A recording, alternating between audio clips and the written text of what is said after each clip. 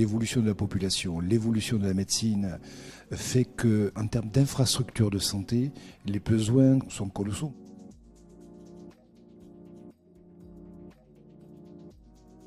Quand Fabien nous a proposé de venir dans l'Amphi, j'ai trouvé cette idée formidable de pouvoir se connecter sur toutes les personnes qui travaillent dans les différents secteurs de la santé. Voilà. Donc se retrouver dans un même lieu et de parler des sujets communs, c'est très positif. Nous sommes des spécialistes de l'immobilier de santé. Et depuis le départ, on a essayé de créer un comité scientifique pour pouvoir échanger avec des gens du secteur. On a créé un think tank qui s'appelle Real Lab. Et tout ça s'inscrit dans cette connectivité. Donc pour nous, que du positif.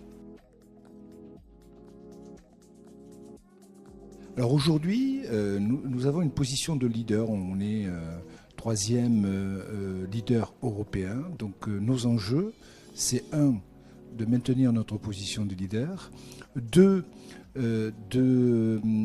bénéficier, si vous voulez, de notre expérience, puisque aujourd'hui, on gère à peu près un peu plus de 3 milliards d'immobilier de santé. Nous sommes vraiment les spécialistes de l'immobilier de santé et il était temps pour nous de pouvoir s'ouvrir vers le monde des institutionnels. Donc ça, c'est un deuxième enjeu. Le troisième, c'est de parler santé à 360 degrés, c'est-à-dire qu'au-delà de l'immobilier de santé, nous allons aussi accompagner des exploitants de santé.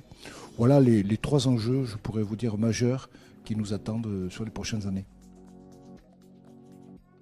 C'est un gros challenge. Vous le savez comme moi, je veux dire aujourd'hui, l'évolution de la population, l'évolution de la médecine fait que, en termes d'infrastructures de santé, les besoins sont colossaux. Moi, j'ai toujours considéré que les besoins étaient supérieurs au marché.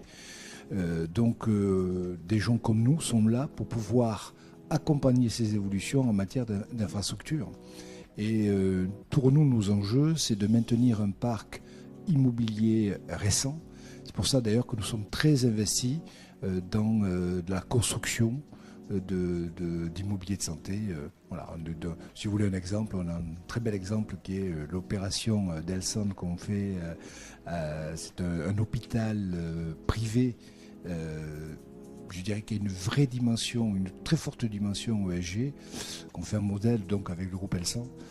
Voilà le type d'investissement et des enjeux pour nous de demain, c'est-à-dire construire, je dirais, en tenant compte de tous les problèmes environnementaux, sociaux, voilà, repenser le parcours de santé du client. Enfin, il y a tout un tas d'enjeux qui finalement nécessitent des structures comme la nôtre pour les accompagner.